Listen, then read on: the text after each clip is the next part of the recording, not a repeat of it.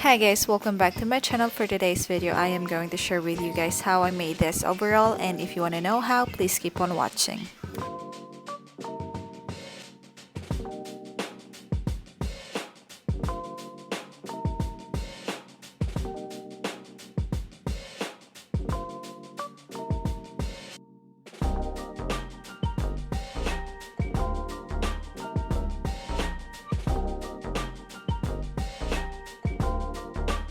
Okay, dito pinag-iisipan ko kung anong gagawin ko talaga dito. Sinusubukan ko rin kumbinsin yung sarili ko kung pwede ko pa ba talagang magamit to or talagang ita-transform ko na lang. Then naghanap ako ng inspiration ko sa Pinterest. Dito talaga ako kumukuha ng mga ideas para sa mga DIYs ko. Kaya para sa mga nawawalan ng ideas dyan tulad ko, Pinterest will be your best friend. In-sketch ko din yung idea ko kasi masyado akong makakalimutin and ako yung tipo ng tao pa na para ma-memorize ang isang bagay is kailangan ko siyang isulat or i-drawing. So, bago ang lahat, kinuha ko muna yung measurements ni Breanna, yung legs niya, yung waistline niya, yung crotch. Kinuha lahat at hindi ko na siya video kasi mahihilo lang kayo kasi sobra siyang galawgaw. At yung measurement na ginagawa ko dito is yung measurements na legs ni Breanna hanggang sa waistline niya.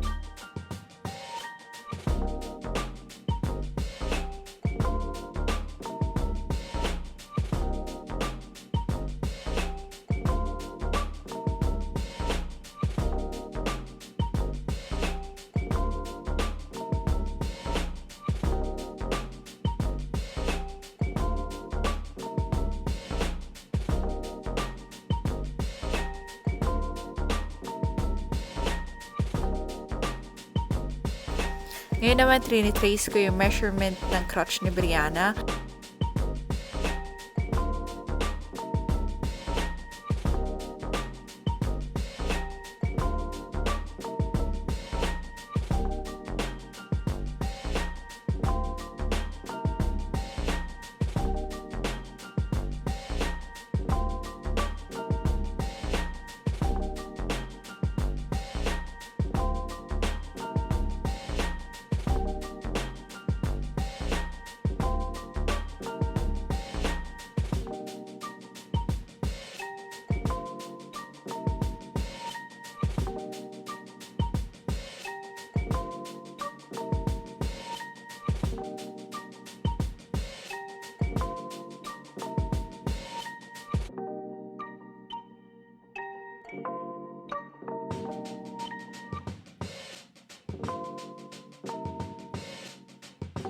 Dito pinipin ko yung mga sides na tatahiin ko para madali siyang tahiin at hindi siya gumagalaw.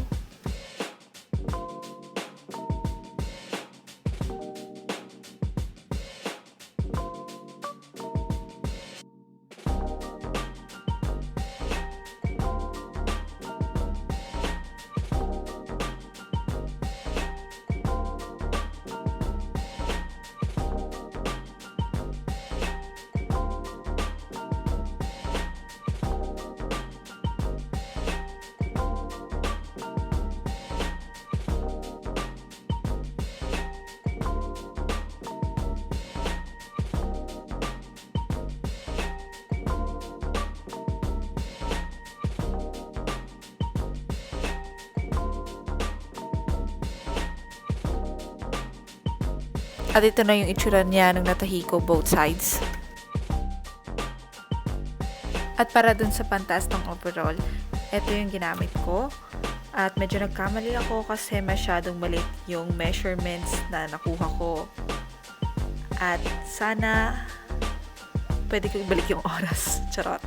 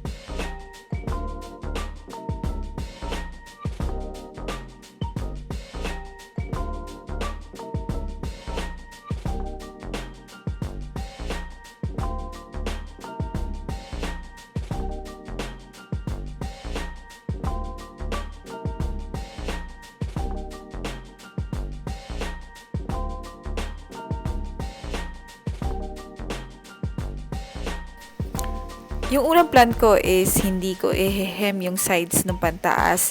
Kaso na-realize ko ang pangit niya. So, I ended up hand sewing the sides. Hinem ko siya gamit ng kamay ko kasi hindi kaya ng machine.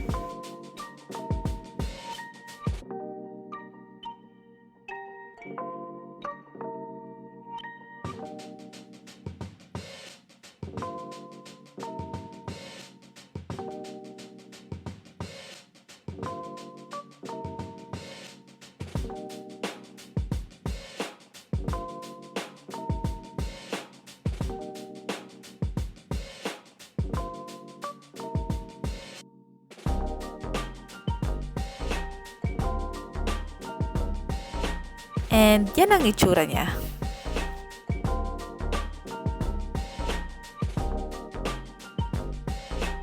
At dun sa likod ng pants, linagyan ko siya ng garter kasi maluwang siya. So, yun.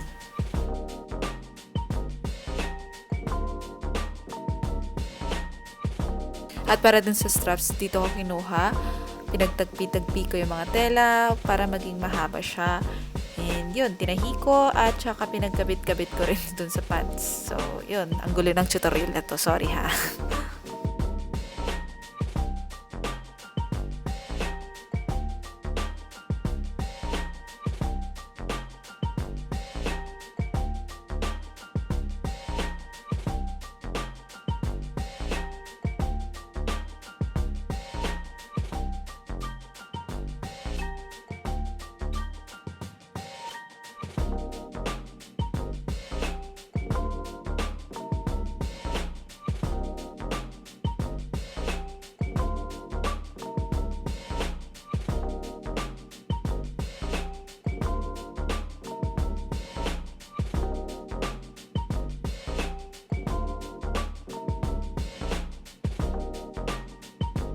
Kung anong gulo ng tutorial na to, yun din yung gulo ng model ko. Pagpasensyahan nyo na. But at the end, natuwa ako sa itsura. Sa itsura nung transformation. Hindi man siya ganun ka-perfect, pero at least natuwa naman si Breanna. And yeah, that's all.